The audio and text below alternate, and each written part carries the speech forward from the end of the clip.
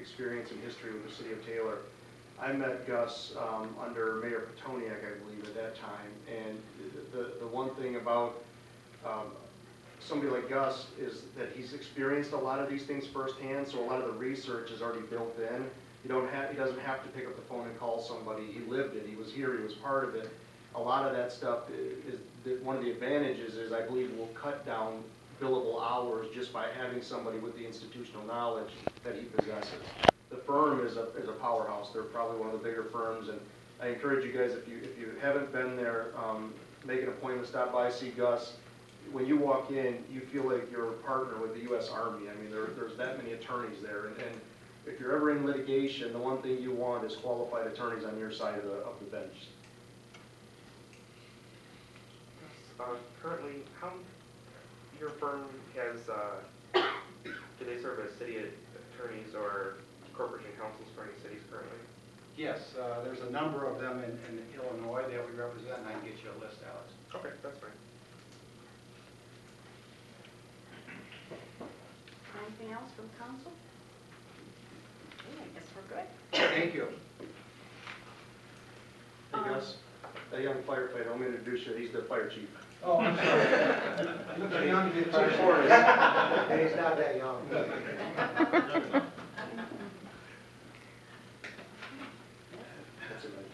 Okay, the next two items are rezoning, first readings, first rezoning, and Mrs. Fowles here. Do you want to explain these two?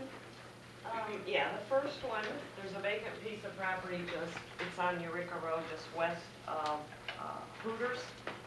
It's the old Taylor machine. It's obsoletely zoned now, I-1. As you well know, Eureka Road's changing. We're getting a lot of new development in there. We have an opportunity here where a developer does want to come in and do some commercial development there.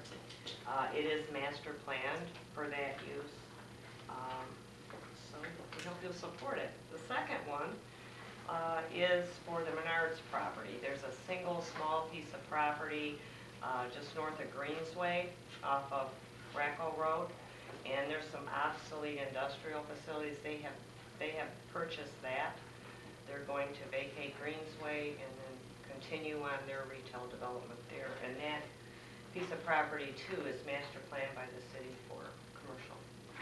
What was the plan for 6? What was the, I'm sorry? Plan for that? For item 6? Correct.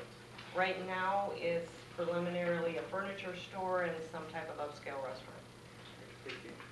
Madam Chair, if you may remember, short time ago, there was plans that were brought forward at the same site for a possible small hotel. Right. It's the same owners that have purchased the Ramada Inn, or that group, and so it's my understanding that they're now looking at still a hotel, but where the Ramada Inn is, and developing this site with possible retail and restaurant. Is it the same group that's buying the property on the north side of Eureka, or is it totally separate? The group that is buying the Ramada? Same group as the Taylor Machine site. Their principal owners have shares in both groups. The Ramada and? Yep. Okay. Yeah. How would you get there? Is there like a road that goes over that way? I mean, I've never really, I know what you're talking about. Yeah, they're proposing a new curb cut. Oh, okay. We prefer shared access. Okay, yeah, because it's kind See of what up the the hill county there, isn't it? says. Yeah. Which one are you talking about? Right by the, you know where the Hooters is? Yeah. Just to the, would be the west of it, there used to be an old machine shop there. Right. I just never knew how you got back there, so. I noticed there is one curb cut in there, and a little bit of a driveway. Oh, still okay, left. yeah, I guess I never noticed it. Yeah.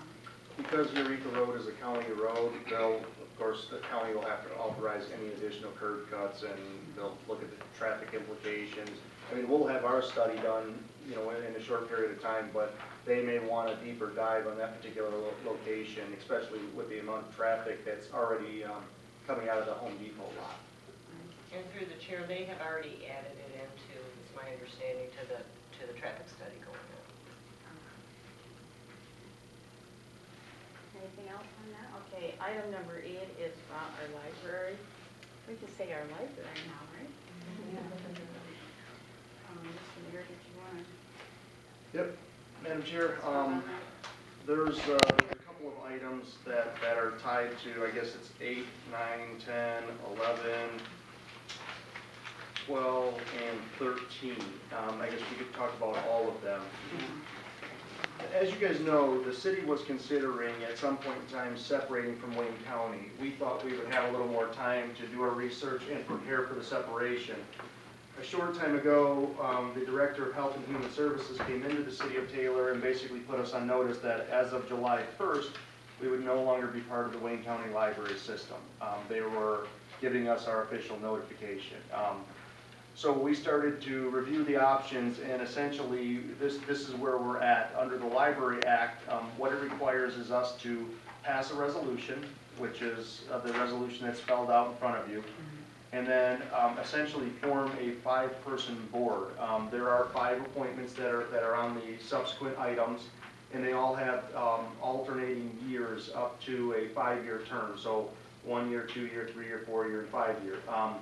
You'll see some familiar names in there, and part of the reason is the library board is I guess the best way we can equate it to is kind of like the court. The city of Taylor captures the millage, and we're the funding source. We'll send the money to the library board. The library board will have to write the bylaws. They'll have to form the positions. They'll have to establish the budget. They'll have to work within the budget, and we already have a budget established that was adopted here. They'll have to essentially make the conditional offers to each of the employees. And to do all that is going to take us some time to get it up and running. So I'm going to invite Sheila to add from an HR perspective what we've had to do in the interim, and then how we'll move forward once the board is formed and takes over officially. Last week I met with all of the library staff that was with Wayne County, and basically sat down and we had a meeting. We explained everything that was going to be going on with the board and coming to council and the appointments, and just the timing that we thought that would need to take place. But in the interim, we were very committed to library services and to providing a seamless transition. So what we did was we offered temporary positions with the city of Taylor. So basically we brought in the county employees who were running the library, in addition to the 4 City of Taylor staff that we already had on staff. We offered them a temporary position for 45 days at the rate that they were making with the county with no fringe benefits. So at least we had staff. They've been through all of the pre-employment and necessary screening. They've completed all the paperwork with Human Resources, and they will be on our payroll, effective this morning. So this board, are they going to be a department of the city? They're going to be a separate entity from the city? Are they going to be like a TIFA and TCDC where they kind of run their own, I think, I'm not big on that. Those were things that I learned when I got in here, and I don't like separate forms of government within our own government. So I guess that's my curiosity is it going to be like that? I think the mayor described it best by saying it's very similar to the court. The city is the funding entity, Okay. and obviously under the umbrella of the city of Taylor. However, the employees, that decision to hire and the criteria would be set by the board. They would have the power under the Library Commission Act and under their roles as board members to set those parameters.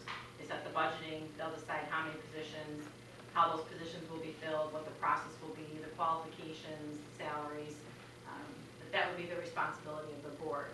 Now, obviously, because they are under the City of Taylor umbrella, we as a city would have recommendations in terms of how people could actually be hired. And just like the court, those employees need to go through the same pre-employment process that any City of Taylor employee So needs to we go would through. do the actual hiring okay. Now, this is the kind of just, transition from one group to another, but I mean, is this just the early stages of it? Is there gonna be more to this as far as, or will the board decide that? Yeah, I think that's what we put in place for 45 days for the temporary employment agreements. Obviously, it's going to determine how fast the board is going to come together and to make some of those decisions. I'm sure everyone's committed to, getting through that process, but obviously, if we have to make extensions to the temporary employment agreements, we can, pursue that down the road. Until we can actually, determine and actually have positions posted for the interview process and selection process.